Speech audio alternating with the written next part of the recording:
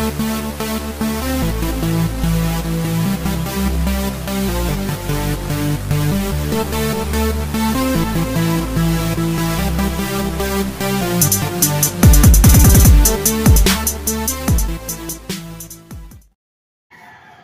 happy Sunday racing, bayang karerista. Shoutout lang tayo saglit kay Boss Boying Balmes at kay Boss Ronald Susim at kay Boss JR Kabansag. Happy racing mga boss at good luck, no? At yun nga, araw tayo ng linggo, June 2, 2024. At medyo may kagandahan yung lineup natin ngayon, no? Dahil nga Manila Horsepower Racing Festival. So, maganda yung lineup nga natin ngayon at puro mga halos mga galing na kabayo yung mga naka-lineup nga, no. So meron tayong 12 karera for Sunday racing at ang start time ng race 1 is alas 2 ng hapon.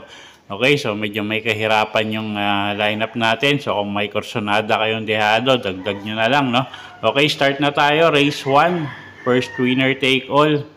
1,400 meters ang distansya natin dito. Mahirap na karera agad. First choice natin dito, numero 2, Jubilum. Dan Camanyero yung re-renta dyan. At tingin ko pag nilabas ng connection to, malaki panalo, no? At napakababa na sa laban yan. Second choice natin dito, yung numero 12 na si Made for Trophy. Kelvin Abobo naman yung sasakay dyan.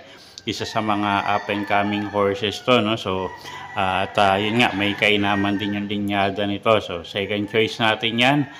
Third choice natin yung numero 4, Couple Entering Destiny at Super Majority, nasasakay naman ni JM Estorque at ni M&M Gonzalez.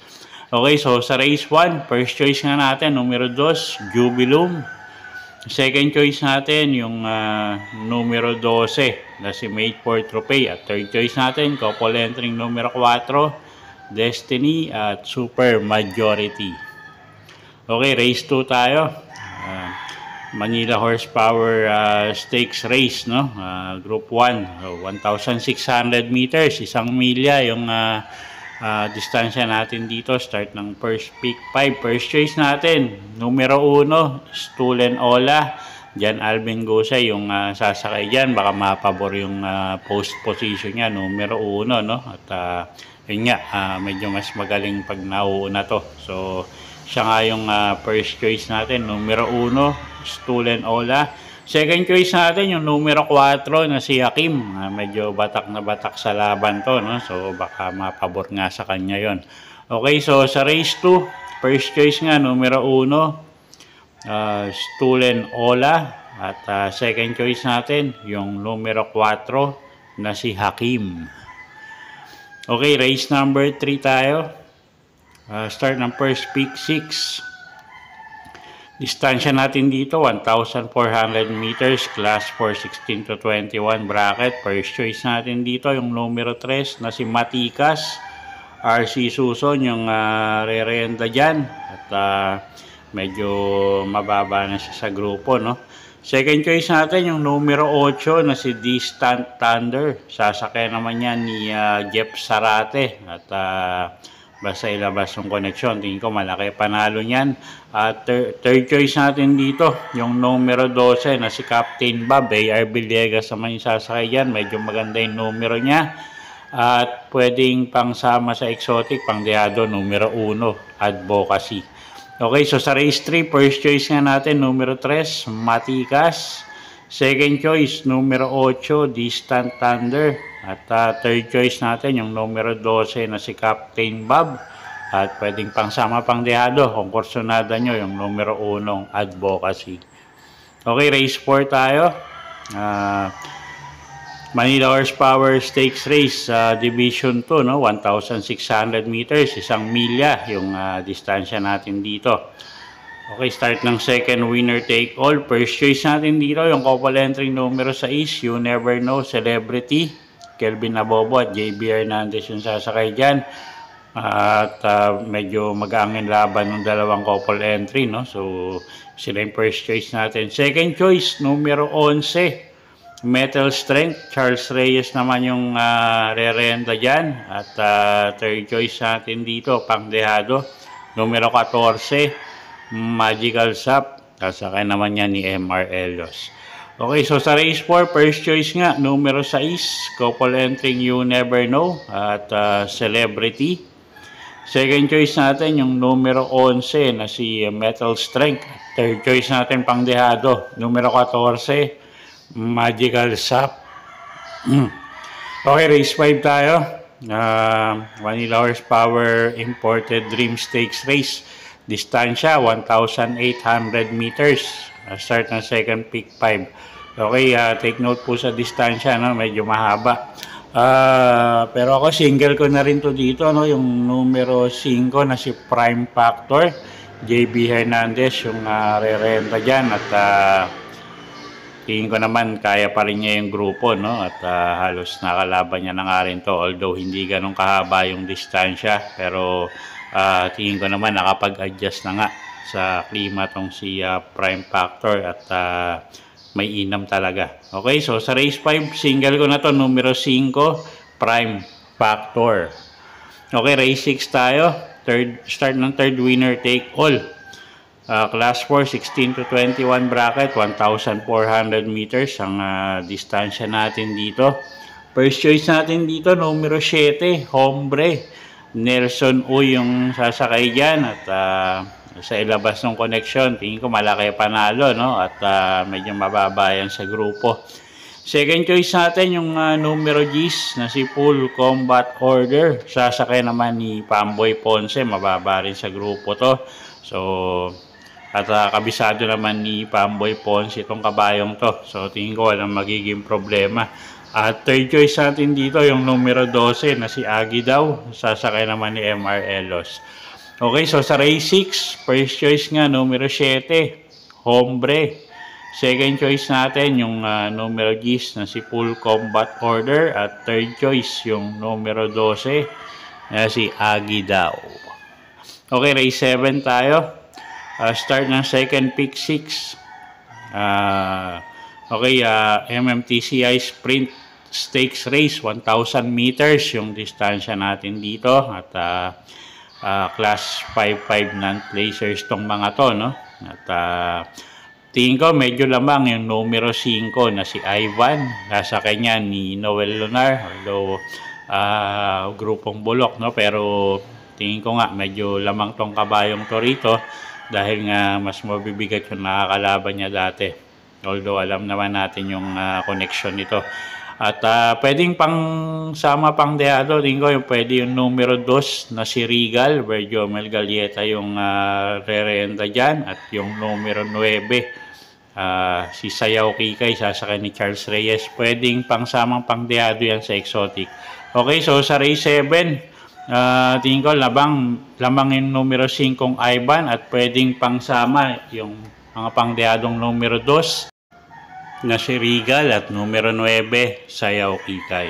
Okay, race 8 tayo. Start ng third pick 5. Class 4, 22 to 27 bracket.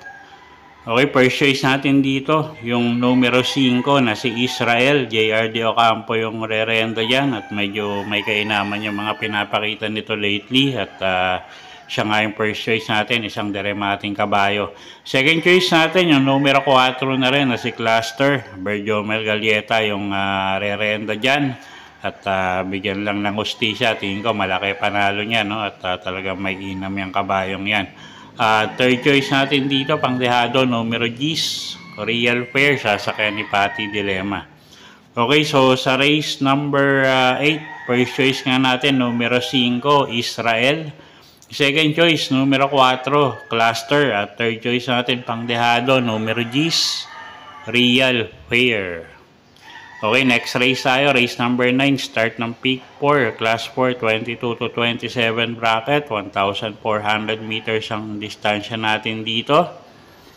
Okay, first choice na rin natin dito, no, yung numero 1 na si Save My Savings. Diyan Alvin Gosi yung sasakay dyan, medyo maganda yung numero niya, nasa numero 1. At pag maganda yung talon, tingin ko, mauuna na rin to, no? Second choice natin, yung numero 7 na si Chocolate Thunder, sasakay naman ni Dan Camanyero. At siya nga yung second choice natin. At third choice, numero 6, Magandang Dilag, sasakay ni JRD Ocampo.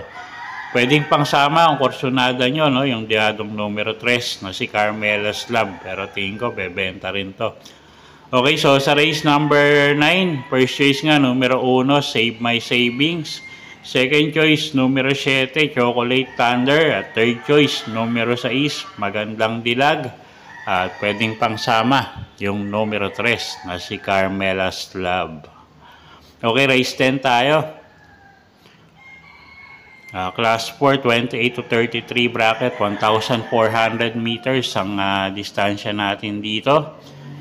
Okay, anybody's race to. First choice natin dito, numero 14, Super Earth. Jan Alvin Guse, yung re-renda dyan. Maganda yung numero, nasa pinakalabas, last to enter. Pwedeng isunod, pwede pa rin matihin. So, siya yung first choice natin dito. Second choice, yung numero 11 na si Graceful Gift. Pabs Cabalejo yung re-renda dyan. At tingin ko medyo kulang lang sa ano, no? At kulang lang sa batak pang kabayan to. Pero tingin ko may inam to. At yun nga, siya yung second choice natin dito.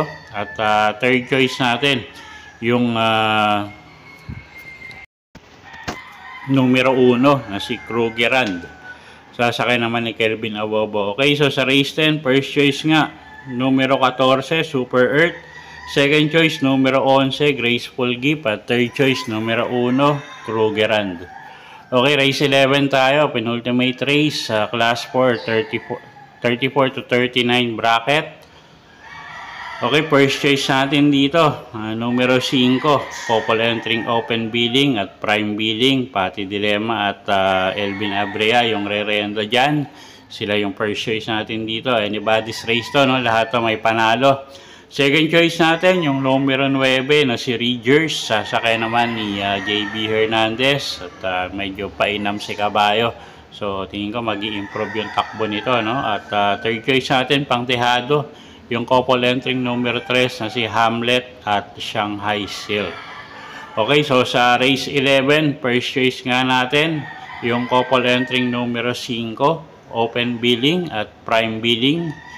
Second choice natin, yung numero 9 na si Ridgers. At third choice natin, pandehado, yung couple entering numero 3, Hamlet at Shanghai Silk. Okay, last and final race tayo, race number 12. Class 5, 11 to 15 brackets. Distansya, 1,400 meters. First choice natin dito, yung numero 3 na si I Under Oath. Kelvin Abobo yung sasakay dyan. Gamay ng hinete, medyo mababa na rin sa grupo. At second choice natin dito, yung numero 12 na si Autumn Shower. Sasakay ni Dan Camanyero. Alam naman natin, may inam tong kabayong to, no? Talagang yung connection lang yung talaga yung connection lang yung titignan natin kung bibigyan ng hustisya. At pwedeng pangsama sa paratingan yung dehadong numero 1 na si Player Andre at kalahok numero 4 na si Monument.